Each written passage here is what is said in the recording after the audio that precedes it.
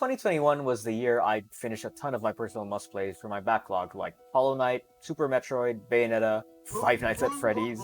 That meant that 2022 was the first year I was able to start expanding past my current horizon of games, and I want to talk about all of the ones I played this year. Well, not all of them, we don't need me talking about Smash Brothers again, but just the ones I either beat to completion or played enough of to form a concrete opinion on. I also just haven't played a bunch of new games from this year, so most of these will be from before 2022. Without further ado, here are the games I played in 2022.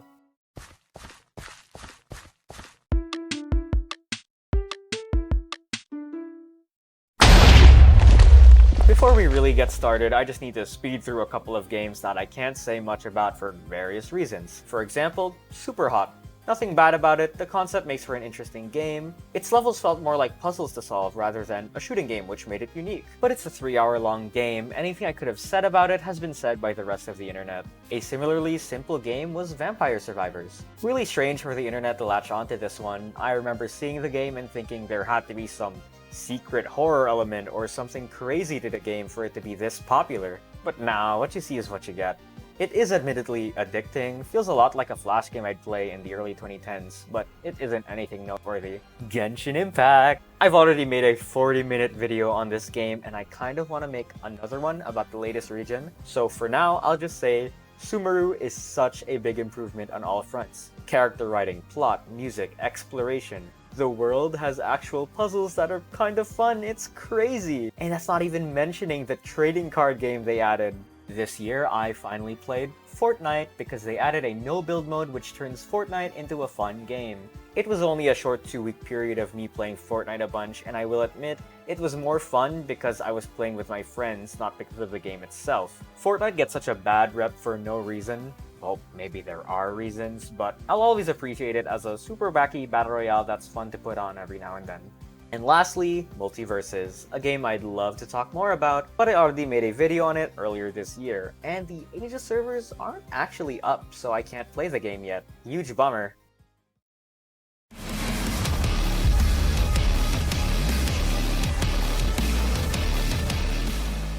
You all know what kind of game Doom is, so if you're not into gore, please skip to the next part of the video. Finally getting to play Doom after all these years is such a uniquely invigorating experience. I very much prefer these shooters where you get to jump around killing a bunch of dudes over slower tactical shooters, and Doom is on the maximum side of that spectrum. Murdering demons with a large arsenal of weapons at your disposal alone makes for a pretty decent game. But Doom also cleverly implements melee combat in its glory kills. This system incentivizes close-range combat by making this your main healing option, so you're not just standing in the corner spamming your best weapon. No, you're jumping headfirst into the fight, viciously massacring demons, chaining together gunshots and glory kills on a huge horde of enemies while listening to the rawest music imaginable satisfies a craving for bloodshed I never knew I had. The game did slightly overstay its welcome, not really varying the enemies and levels enough. It also could have used way more boss fights. Other than that, Doom is just a fun time for anyone who needs to unleash their wrath on hell itself. I cannot wait to play the sequel.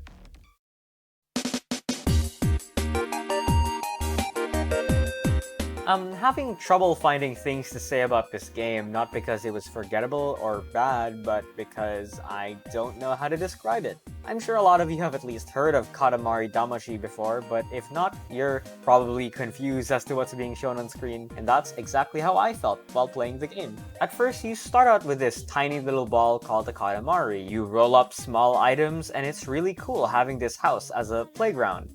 But then, slowly and surely, you get bigger until you're the size of a house cat, then a person, a tree, a building, and eventually you find yourself growing so big, you roll up entire islands. The game is kind of horrifying when you think about it. When you start being able to roll up living things and they're still able to move around and squirm and scream while they're stuck in your Katamari, and then eventually you turn your Katamari into a star and you have to wonder, what happened to those guys? Thankfully, everything surrounding the game is fun and wacky enough to distract you from what's really going on. These cutscenes you get from the perspective of a child really accentuate the absurdity of the situation. The art style is colorful, and the music is amazing. Overall, while it's a short game, I felt its length was just right, and I was satisfied with what I was able to play.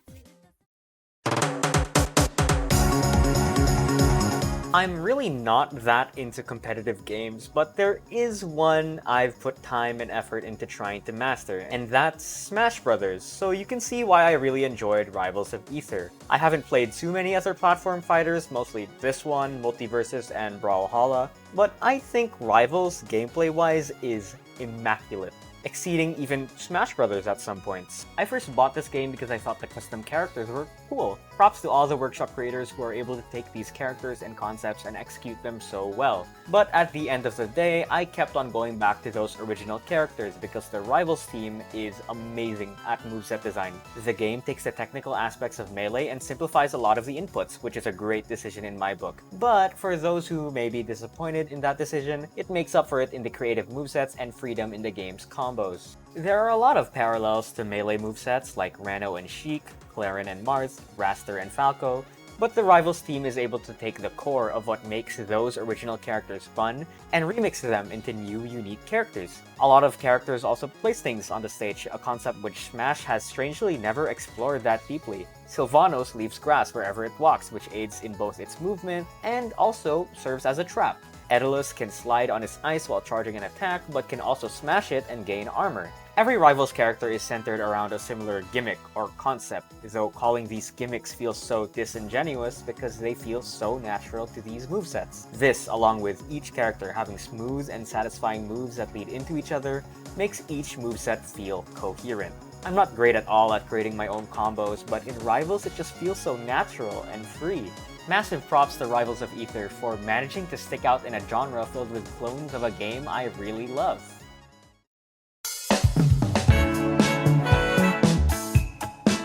Pokemon Legends Arceus was a much-needed break away from the standard Pokemon formula. That is a sentiment you will hear all over the internet. But I also believe it's overrated.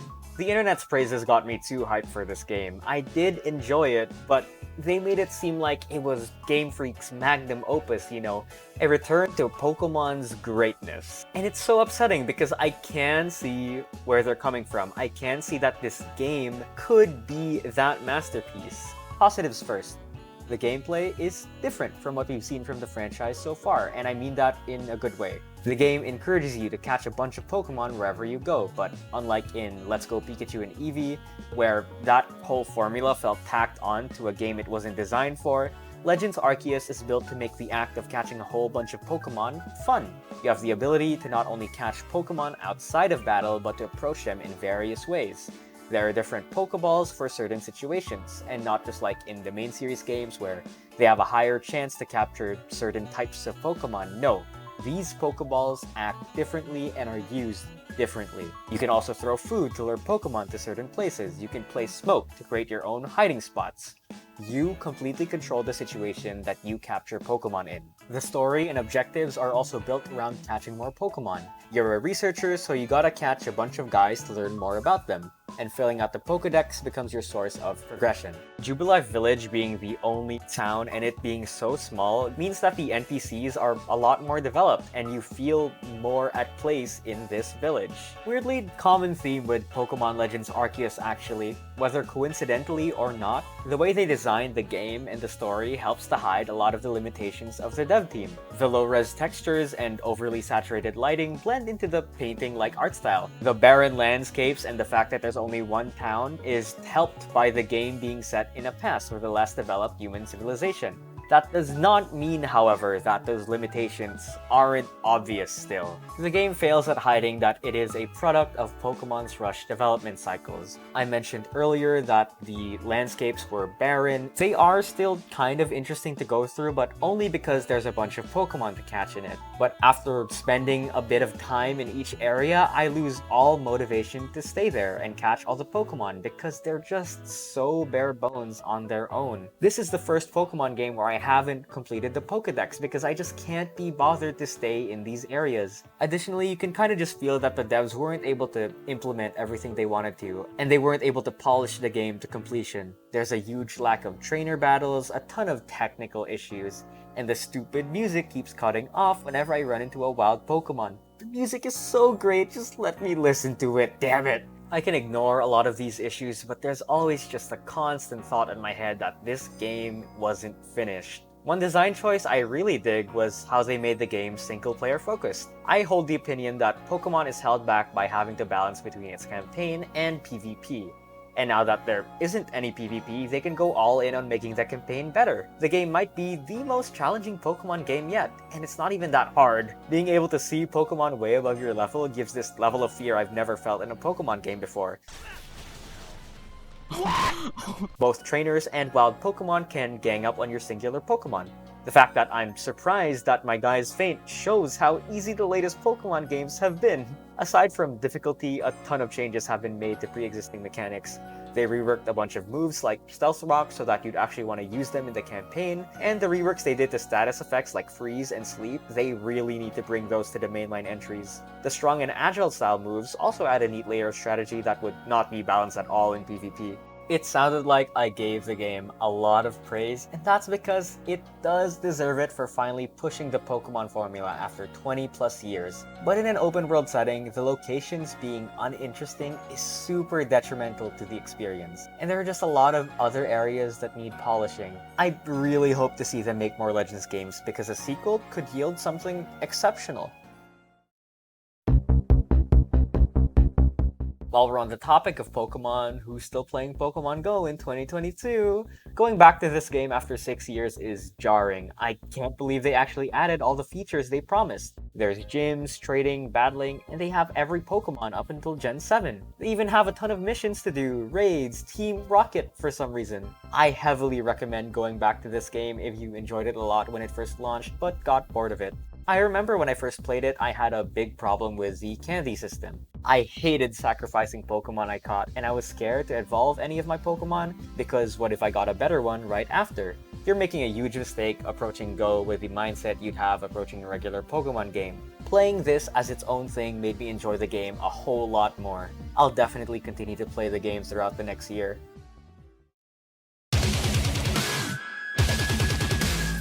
Okay, I promise I didn't play this game because of the memes. I've honestly been wanting to play it for a while after seeing a friend stream it in 2019, and I only got the push to play it from seeing those memes.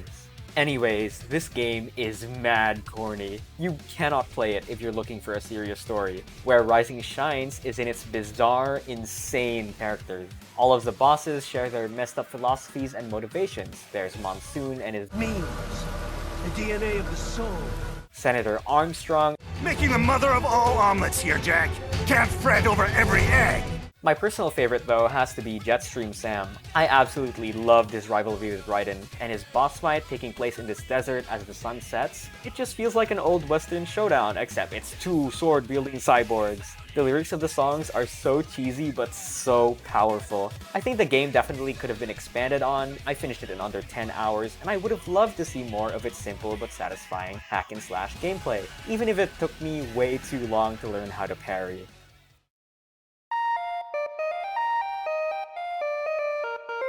Stardew Valley, what can I say about this game that others haven't? It's a perfect take on the Harvest Moon formula, and it's insane that it was made by one dude. What I love about the game is that you can kind of play it at your own pace. It looks like a chill little farm game, and you can't play it like that because you never lose money involuntarily. But if you want to play optimally like me and a friend did, then the time and calendar management is stressful. Multiplayer makes it a bit easier, but you end up having a to-do list to do for each day, and sometimes you can't even complete that. Though, maybe it's because I spend way too much time in Stardew fishing. I find a weird amount of joy from the little fishing minigames that I ended up making a spreadsheet for all the fish and in which season and times they appear so I could catch them all. That's another thing I love about Stardew. It looks like it's just a farming game, but no, there's more to it. There's the community center portion of the game where you collect a bunch of materials, there's a lot of different town events, and there's straight up a mine with combat. Even though my friend and I only got to the start of the second year, so we still haven't explored the boatload of content in this game, Stardew deserves all the praise that it gets.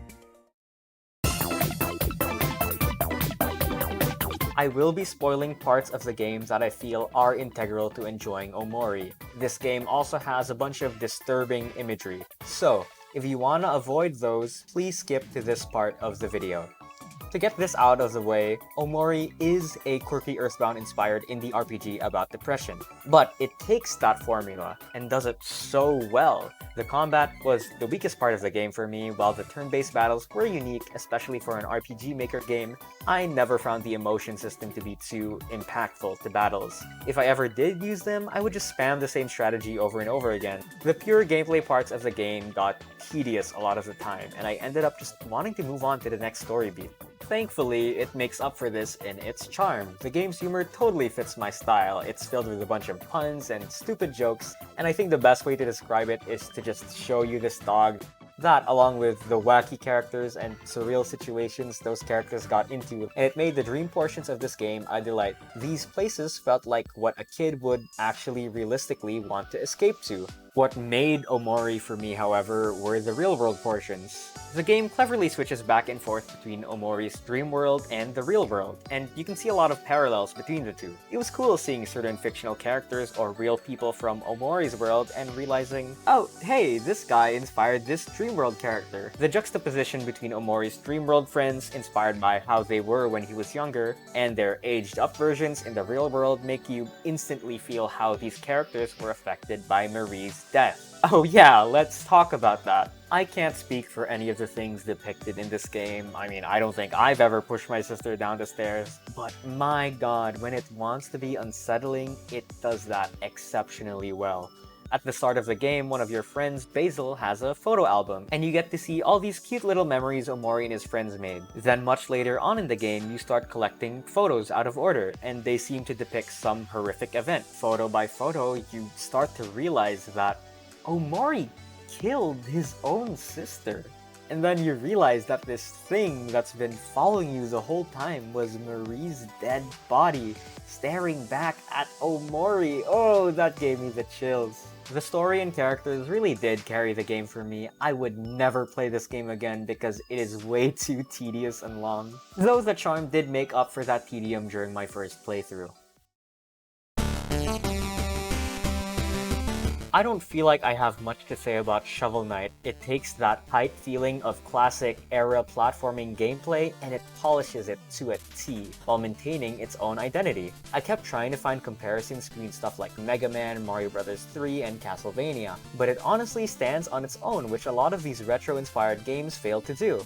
My only problem with Shovel Knight is it doesn't do much outside of what I expected from it, which especially sucks considering the reputation of the game, though I am looking forward to playing the other 3 campaigns. The movement of both Spectre Knight and Plague Knight especially look exciting.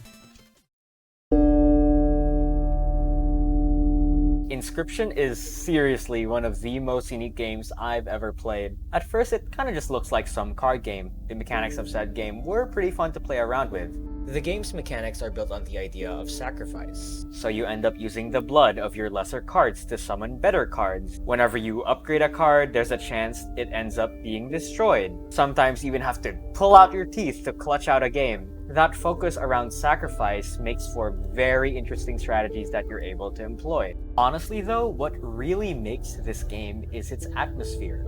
Basically, we're stuck in this cabin with this guy, Leshy, who's forcing us to play this card game called Inscryption with him. Now, Leshy loves telling stories. He'd honestly make for a really good D&D dungeon master with the way he seemingly transforms into other characters while role-playing, and the mini journey he puts on for you is so elaborate. Leshy's creepy dialogue, the art style, music, the gameplay's focus on sacrifice, and all the little hints you get at a deeper lore really contribute to this hopeless feeling that you'll never escape from playing Inscryption with this dude. Past this point, I will be talking about spoilers that I feel are essential to enjoying Inscryption, so please skip to the next part if you haven't played the game already.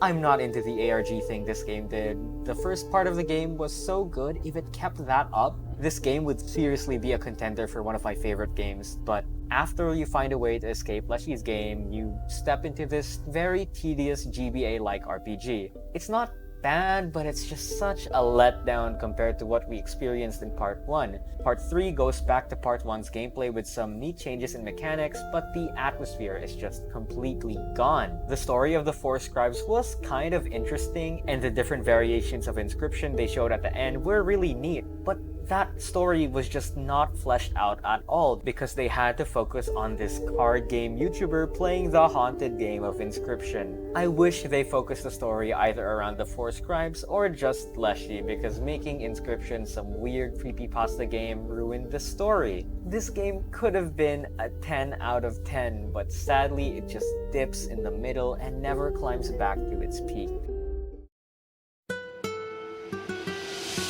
Let me start by saying I really loved the first Overwatch. Hero shooters in general just give the genre that spice I need to have fun with them. The 3 different roles give so much variety in the playstyles available, because not only can I choose between all of these heroes, but also the different roles feel like playing completely different games. I adore all the movement options available, from Lucio's wall ride, Mercy's glide, Wrecking Ball as a character. Overwatch and Overwatch 2 by extension are incredibly fun shooters. Casually, I hate this game when I take it seriously. To be honest with you, the only reason I played so much Overwatch was because I was obsessed with grinding loot boxes and getting skins. But understandably, Overwatch 2 has moved on to a battle pass system. I hate battle passes, but lesser of two evils, I guess. I was also obsessed with playing the events and the minigames that came with them, as well as all the chaotic arcade modes. The events in Overwatch 2, however, just don't feel the same without the rush of grinding for a bunch of new skins, and literally no one queues into these arcade modes anymore. I still love the core gameplay of Overwatch. Hell, I've been playing the game a ton with friends, but I am disappointed that nothing's changed since the low points of Overwatch in its last few years, other than a player-based boost because it's now free.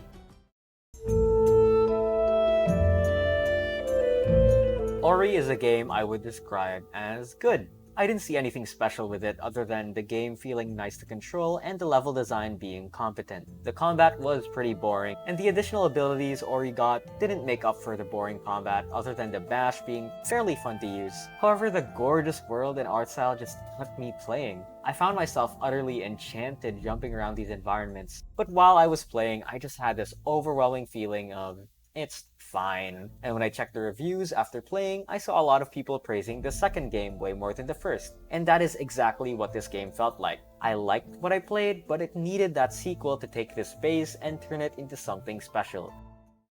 All of the games I talked about so far have been ordered by the chronological order in which I played them this year. I originally wanted to rank them all based on how much I liked them, but some of these games were just too hard to rank. These last 3 games, however, are going to be my top 3 favorite games I played this year.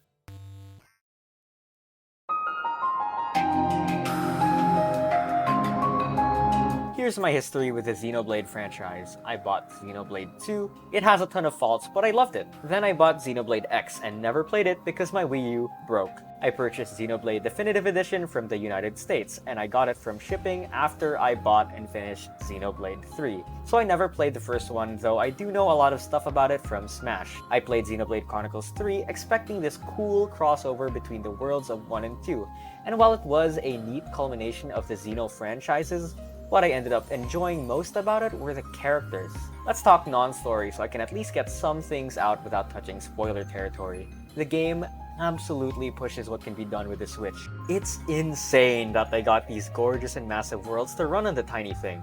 I will say the songs playing in the wild are kinda forgettable, still pretty good, but compared to Xenoblade 2 with the songs in Morardain, Oriya, Letheria, it was kinda disappointing. The town songs, however, were still really good, and the battle music somehow manages to reach new heights above the other Xenoblade games. There's this comment under one of the songs on YouTube that says, Xenoblade 3's soundtrack sounds like the composers were told this was the last song they'd ever make, and I couldn't describe it any better. The customizability of your party is a little overwhelming, honestly, in the sheer amount of options you get. You have your 6 party members, which can use a whole bunch of different attacks, equipable items, and a selection of 19 different classes, along with a less customizable 7th party member. The game does encourage you to constantly switch between different classes to level them up for certain characters, which kinda downplays the creativity you have with these options, but it helps a lot with my personal choice paralysis because I am not great at handling all those options. The combat, while not for everyone, is super in-depth with all the different moves you can use that synergize with each other. The chain attack system and the way you can build up to a big number is satisfying, and I like that you could also use it to heal all of your party members, which saved me in a lot of situations. There's still the Ouroboros, certain characters have special gimmicks, and Oh my god, you can switch between your characters. That gives you so much control over your play, and it's insane that wasn't a feature in the previous installments. I'm not as big on customizing my guys to get big numbers as a lot of Xenoblade fans are, and honestly, some boss battles went on for way too long. People who have played this game will know the pain of the final boss fight. But I enjoy the combat enough to keep playing. Okay, stop watching if you care about spoilers. This is a JRPG that is literally the most important part of this game. Back to what I was saying a while ago about the characters, this is my favorite cast of characters in a video game. While Noa and Mio are obviously the main characters, everyone in the main 6 gets their own development and they all feel like different, developed people at the end of the story. We get to see how the actions of Mobius and the current war have affected them as people. We get to see how they change as a result of their actions against the rules of the world and toward each other. Each one of the 6 interacts with every one of the other party members in a meaningful way. Even odd pairs of characters like Noa and Senna or Lance and Mio have moments that make you believe in their bond as a team. The writing team took so much care in slowly developing the characters over the course of the game, which culminates in chapters 5 and 6. There's so many little moments that pull on your heartstrings. I genuinely had the biggest grin on my face at how the characters reacted to seeing a baby for the first time. And then the guy goes, "Who wants to learn how to make a baby?" Of course they're so excited. The chaos and confusion of that one scene where all the characters fight each other trying to figure out who's being controlled against them. Even the obvious fake out death from Lance and Senna, they somehow made that scene still emotional. The absolute hopelessness and dread you feel in the jail scene where they're all desperately trying to escape, with this corny ass music playing in the background. Everything about the homecoming scene. Then in chapter 6 you see N's story and why he took the path he did, which enhances the breakdown he has later on. The whole story is filled with such emotion. But it only hits that hard because, again, the characters were so fully developed and carefully written to make you care. Chapters 1 to the first half of chapter 6 are a masterpiece in video game storytelling. Then it dips for the rest of the game until the ending. I mean, the ending was still really good, but man, we were so close to a perfect story. Also, the villains being plain boring in this game sucks. There's pretty much a cast of like 25 villains, and you never really get to explore any of them. It's such a shame when we literally had Jin and Malos in the last game. Despite the shortcomings of its story, Xenoblade Chronicles 3 is such a masterpiece of a game. It's a culmination of Monolith Soft's efforts ever since not only the first Xenoblade, but even all the way back to Xenogears. I still regularly think about the ending, the story, and all the characters, and I cannot wait for the DLC to see more of these guys in the world of Ionios. Kinda bug and kinda snack. Try to catch him in your trap. Bugsnax needs to be talked about more. Like, I'm not even joking, this is one of my favorite games ever. I saw it when it first released in 2020, and I really wanted to play it, half because of the meme, but half also because it looked pretty fun. I did not expect to love it so much. Each Bugsnax is kinda like a puzzle you have to solve before catching it. And you have a bunch of cool little tools to help you with that. These range from just luring a Bugsnax out with its favorite sauce to throwing it into lava. All the Bugsnax have such stupid designs, stupid names, they even say their name like Pokemon. This one's called Weenie Worm. Weenie Worm! This one's called Scoopy Banoopy. Scoopy Banoopy. And this one's my favorite Bugsnax, he's called Bunger. Bunger, bunger, bunger, bunger, bunger, bunger, bunger, bunger, bunger. It's not just the Bugsnax that get to shine, but also the NPCs, or Grumpuses. These Muppet-looking creatures came to Snacktooth's island to research the Bugsnax, and they all have such fun personalities. You really find yourself caring for the inhabitants of the island, not because of any deep motivation, because they're just such funny guys. This one's voiced by Max Middleman. You might remember Bugsnax being popular because people were hyping it up for having some deep, dark secret, and it kinda does have one, but it's stupid. It doesn't matter. It's really fun playing the game and pretending there's some psychological horror element to it, but no, it's just a stupid game. I think a big part of what I enjoy from a game is its charm. You've probably seen that a lot from different games I praised in this video. And Bugsnax is just overflowing with charm. It's some of the most fun I've had in a game in the past few years, and while it's not amazing objectively speaking, it just makes me so happy while playing it. Please play the game. So what was my favorite game that I've played in 2022? No, I'm just kidding. I did play Elden Ring, but I was busy with some schoolwork and I never got back to it. クールに決めてやるぜ。